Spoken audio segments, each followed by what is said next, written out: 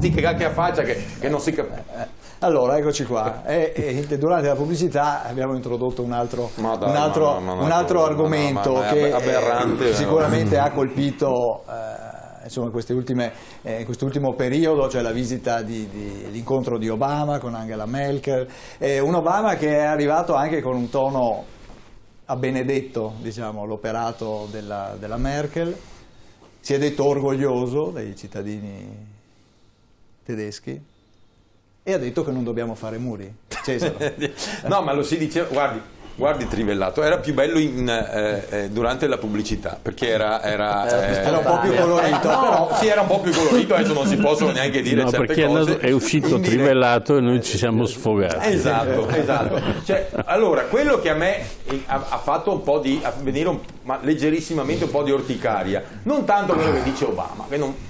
Come non vale nulla quello che dice Obama, uno che è stato messo lì, quanti miliardi di dollari hanno speso per eleggere Obama? Obama deve rispondere a dei potentati americani che fosse stato repubblicano non sarebbe cambiato niente. Cioè il presidente degli Stati Uniti secondo me è uno messo lì, politicamente è un burattino messo lì, sì. E i fili vengono tirati da chi lo elegge. Perché fanno le guerre gli Stati Uniti? Perché ogni presidente eletto viene eletto anche e soprattutto con i soldi, tantissimi miliardi di dollari delle fabbriche che producono armi. Questo è. Ma poi che venga qui a dire, ma va benissimo che lo dica, ma che i capataz, li ho chiamati anche prima, dell'Europa, la Merkel, Renzi col sorrisetto che non si capisce se è così perché ha avuto un problema, ma voglio dire, ma lascia stare, che dice non dovete costruire i muri, cioè gli austriaci che vogliono mettere una retina da orto sul Brennero, viene a dirlo uno che ha fatto un muro lungo non so quante decine di chilometri, dove il primo anno di questo muro nel 2003 hanno ucciso 625 come si chiamano, profughi, migranti, richiedenti asilo messicani, li hanno ammazzati lì e nessuno che gli dice Obama, ma prima di parlare dei muri tira giù il tuo di muro e non rompermi i muretti qua da noi in Europa. Ma tutti tacciono perché? Perché siamo non solo una nazione, l'Italia ha sovranità limitata, è tutta l'Europa che ha sovranità limitata. Adesso nessuno parla del TTIP che vogliono il trattato di libero scambio, ma perché? Perché ci stanno invadendo. Prima hanno detto una verità assoluta, altre cose di cui che non condivido, ma quando che gli anziani in Italia sono dei pesi morti che bisognerebbe eliminare. È così che va la società non si basa più sui valori che ci hanno resi grandi noi, ma anche loro in Africa. Cioè gli egiziani quando facevano le piramidi, noi mangiavamo la carne cruda qui in Italia. Voglio dire, la civiltà non esiste più, esiste il denaro, esiste il consumo, esiste il capitale, la gente non serve più a nulla e noi accettiamo che Obama venga qui a insegnare a noi che non dobbiamo costruire i muri e non diciamo nulla. È quello che mi fa venire il nervoso, capisce Trivellato? È che noi subiamo passivamente e ammettiamo in qualche modo, ma tutti, perché nessuno si è stracciato le vesti, se non qualcuno in questi salotti se mi concede un po' di provincia, perché noi a Padova siamo in provincia, ecco, ma i capi sono stati zitti. Perché? Perché sono burattini e i fili vengono tirati a New York, a Londra, a Francoforte, a Bruxelles. Questa è la verità. Per cui l'Europa è già morta, sepolta, è putrefatta e sa anche odore. Professor Case, in molti hanno detto l'Europa muore al Brennero. No, non credo che l'Europa muoia. Parliamo di Europa, ma l'Europa è un termine, bisogna vedere cosa ci mettiamo dentro l'Europa e come la gestiamo. L'idea dell'Europa è fantastica, fatta come l'abbiamo fatta noi è sbagliata. Allora la rimediamo e facciamo un'altra Europa, senza confini, senza tutte queste cose qua. Ma non posso partire dal principio che non abbiamo confini, quindi l'Europa non c'è più.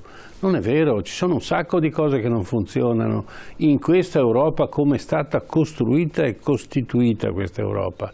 È stata forzosamente costruita solo in una direzione. Vogliamo portare l'Europa all'euro. E come è stata portata all'euro l'Europa è stato il disastro, perché non abbiamo creato una moneta comune, abbiamo creato che il marco si è trasformato in euro e poi sta dominando praticamente l'economia di tutta Europa. Tant'è vero che gli inglesi se ne sono rimasti fuori e hanno fatto benissimo. Allora, il problema italiano è che ci manca una classe politica, ripeto, non l'abbiamo mai avuta dal dopoguerra in 70 anni, 71 anni, non abbiamo mai avuto una classe politica, perché è stata una classe politica rabberciata dopo la guerra. Tutti i chierichetti sono andati a Roma e hanno fatto la Democrazia Cristiana. Bellissimo, ma c'era tutto da fare e chi era industrioso ha costruito, chi non lo era non lo ha fatto. Il Veneto è diventato quello che era la Lombardia, il Piemonte no perché era un protettorato degli Agnelli, ma il Veneto sono nate migliaia di aziende che producevano di tutto, non erano monocultura di alcuni, di grosse aziende, e questa è stata la fortuna del Veneto. E quindi quando c'era la crisi del mobile, non c'era la crisi dell'elettronica, non c'era la crisi di altre cose, non c'era la crisi dell'agricoltura e via di questo genere. È diventata un'eccellenza e ha trainato sulla schiena tutto il resto d'Italia. Questo è stato il fattore, ma non avevamo, ditemi se avete a memoria, se c'è memoria di una politica estera italiana negli ultimi 71 anni. Neanche una. L'unico che ha detto qualcosa sulla politica estera è stato Giorgio Napolitano, che quando hanno ammazzato Gheddafi ha detto che hanno fatto bene. Anzi ha detto che era un tiranno e non so per quali strani principi, e recentemente ha ribadito il concetto, che è vero, ma un capo di Stato non può approvare un attacco proditorio fatto dalla Francia e dall'Inghilterra a uno Stato estero senza nessuno, e mettendoci nelle condizioni che lo stesso Obama ha detto. Abbiamo sbagliato, Obama, non so perché l'ha detto, abbiamo sbagliato per quello, abbiamo sbagliato per Saddam Hussein, attenzione, Blair l'ha detto addirittura, sì, Tony Blair. Attenzione. Il motivo, le famose armi di distruzione di massa, la prova gliel'ha dati i servizi segreti italiani, in particolare Messie Berlusconi.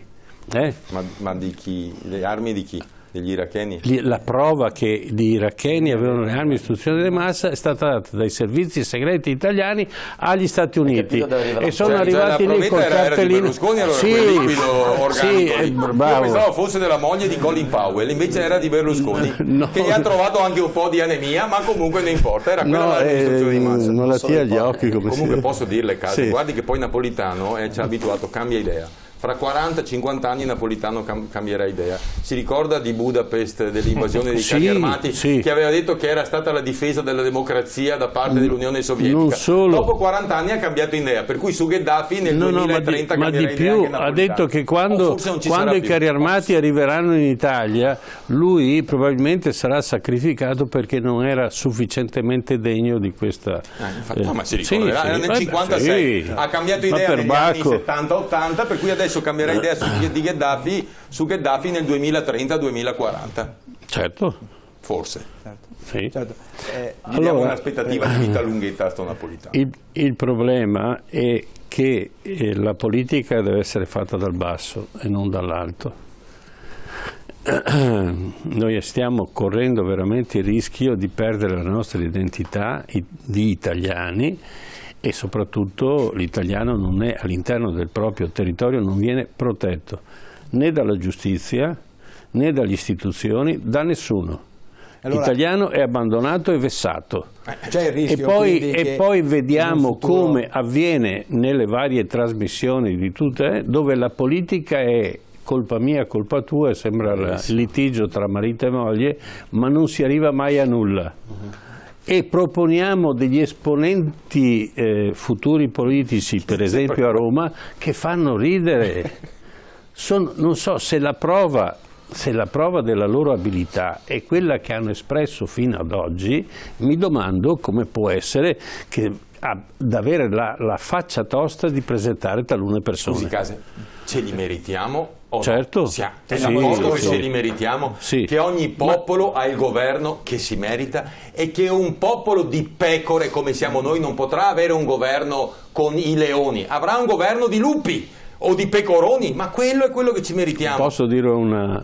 Allora, difatti Così. hanno votato 5 Stelle per dispetto, per tutto quello che volete. E attenzione, sto facendo pubblicità politica, ma finché regge questa cosa è importante, perché effettivamente è l'unica opposizione che abbiamo oggi in Italia ed è l'assurdo.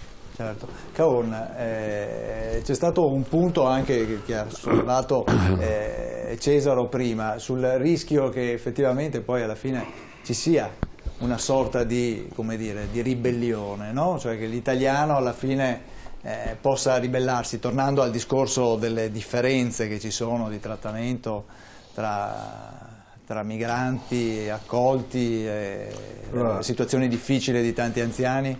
Allora, noi abbiamo sempre affrontato questo problema chiamandolo emergenza. Allora, Certo. su un'emergenza, ma quanti anni è che su un'emergenza, tra virgolette, la gente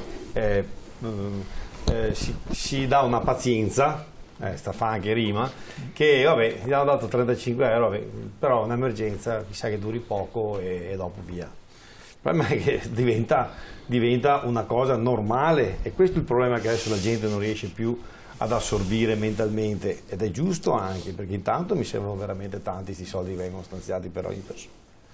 Seconda cosa, vedono che è diventato un business, perché se l'Austria comincia a mettere il reticolato, che cominciano a capire che certi stati, compreso il nostro, ci guadagnano sopra, perché solitamente le navi da guerra vengono utilizzate per difendere i confini e non per andare a prendere la gente a 10 miglia dalla loro costa per fare business. Questa è la differenza che a un pezzo d'Europa ha cominciato a stargli un po' stretta la politica italiana. E allora, ripeto, cerchiamo di fare una politica seria. Arrivano qua ho il sindacato di polizia, forse magari mi smentirà, ci sono determinate persone che arrivano, si sanno già da dove arrivano, chi sono grosso modo, perché se sono nigeriani si possono spedire il giorno dopo a casa. Bisogna creare le condizioni con la Nigeria. Quello che a noi ci manca è che a livello del Ministero degli Esteri l'Europa non ci sta dando una mano. Chiudono, fanno la loro frontieretta.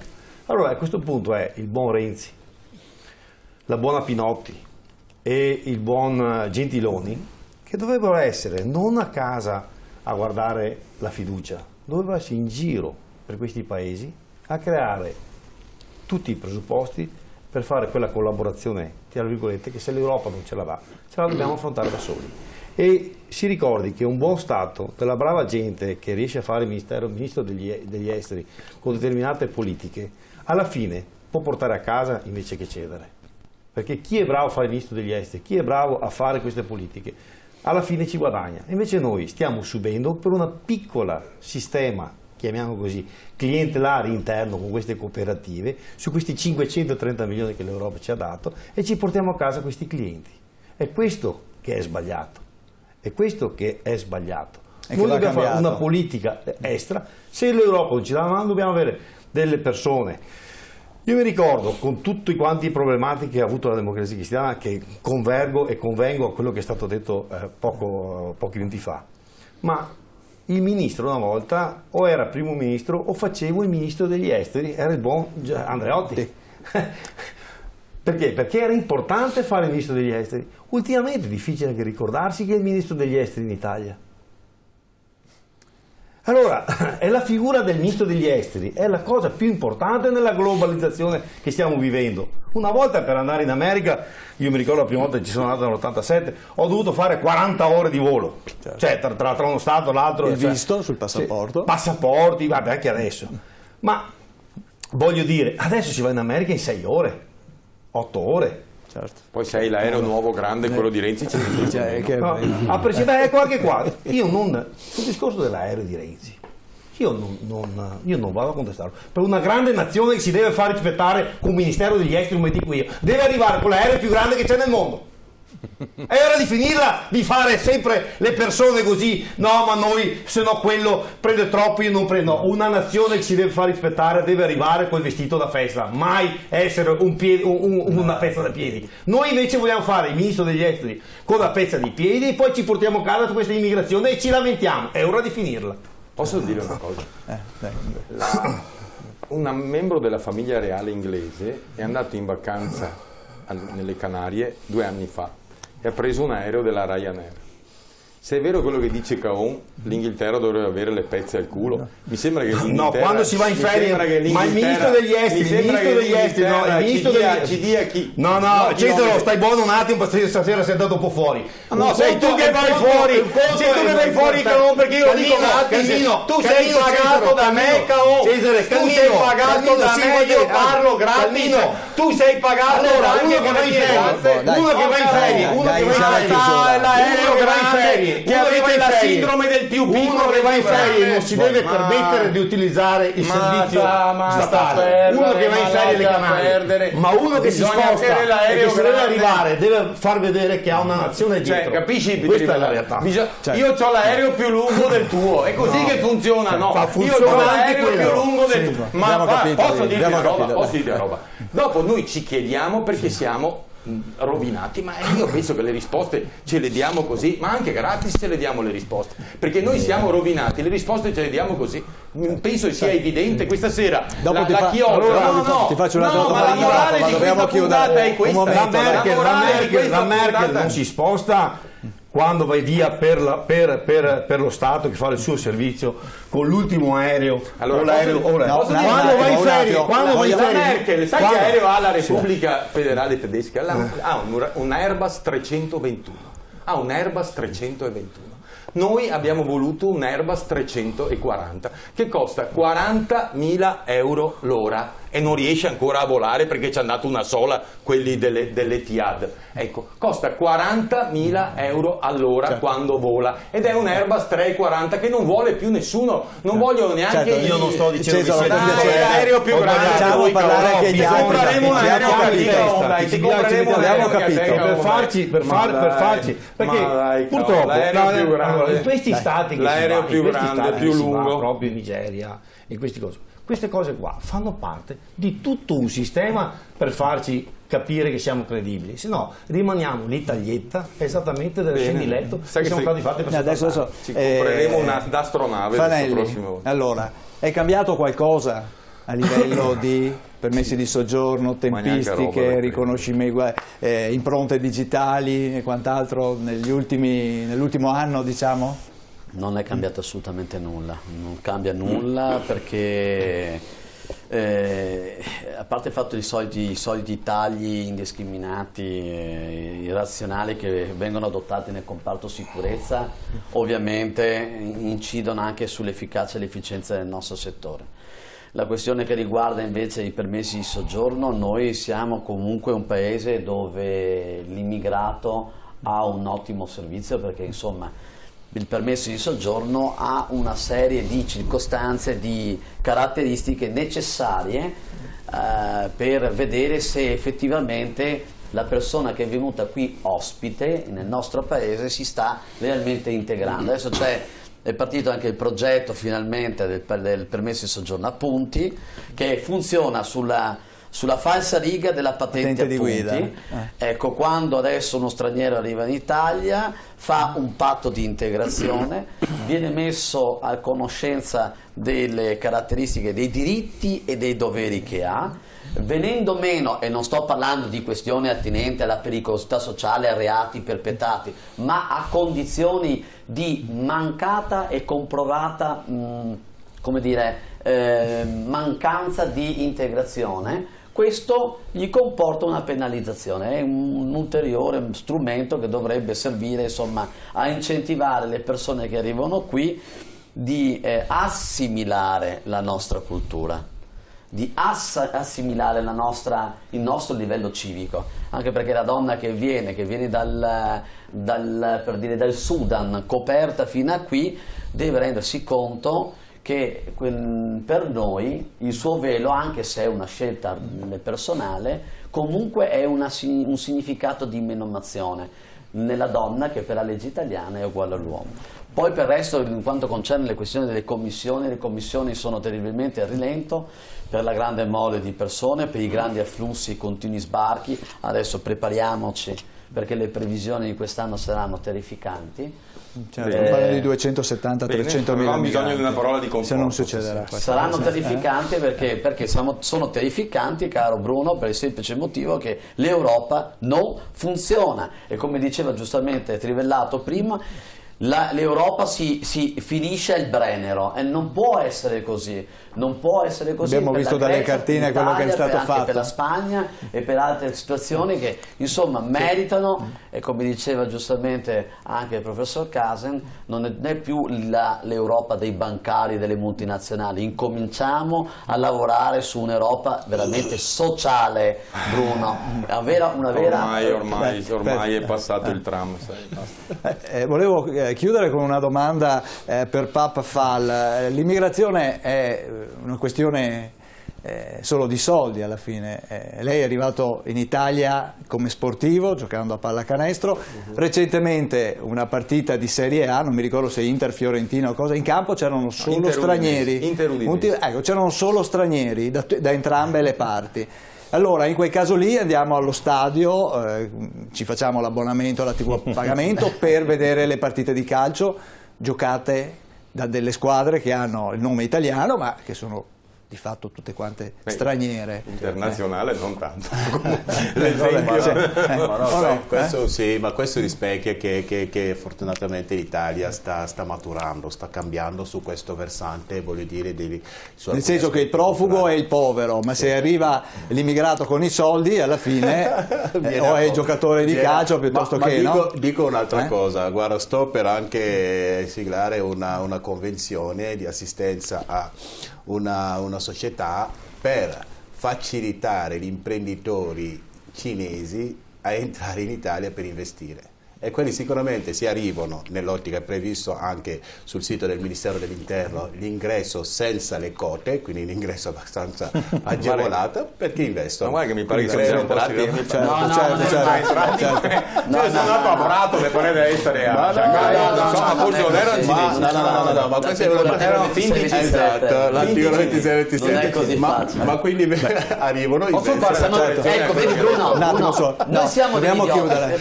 Dobbiamo chiudere. Telegrafica, quello che ha detto adesso Pape è giustissimo. Noi stiamo facendo, lo dico come denuncia anche per le persone, per voi politici che ci ascoltate e che avete occasione di andare in Parlamento e poter modificare le leggi. C'è gente che viene qui veramente con cospicui capitali, ha più difficoltà di ottenere un permesso di soggiorno di quello che arriva col barcone. Certo. Posso dire una cosa? Bisogna vedere che capitali sono, però poi no, vabbè, professor Casen. Ma io continuerei il discorso della squadra fatta tutta da stranieri. No, tutte e due queste. Tutte e due fatte da stranieri. 22 in campo. Magari tutte e due possedute da cinesi. Magari anche. Perché ormai mi pare che l'Udinese è ancora Pozzo che è il presidente. Sì, è molto bravo. Ma a parte questo, Berlusconi sta vendendo, l'Inter sta vendendo, per cui si chiamerà San Silo. San Silo, sì. Quindi io credo che i cittadini italiani devono farsi più coraggio e entrare nella politica e dettare legge a questi politici che non abbiamo mai eletto. Bene, ci fermiamo qui, siamo andati oltre il tempo a nostra disposizione. Grazie a Bruno Cesaro, a Pap Fall, grazie a Fausto Fanelli, a Roberto Caon, al nostro editore, come sempre grazie anche a Claudio e Michele in regia che ci permettono di andare in onda, grazie ai telespettatori che ci hanno seguito, mi scuso con chi si era prenotato per telefonare, ma il tempo è sempre tiranno in televisione, questo per definizione. Ci ritroviamo la settimana prossima alle 21 TV7 Match, buon proseguimento di serata.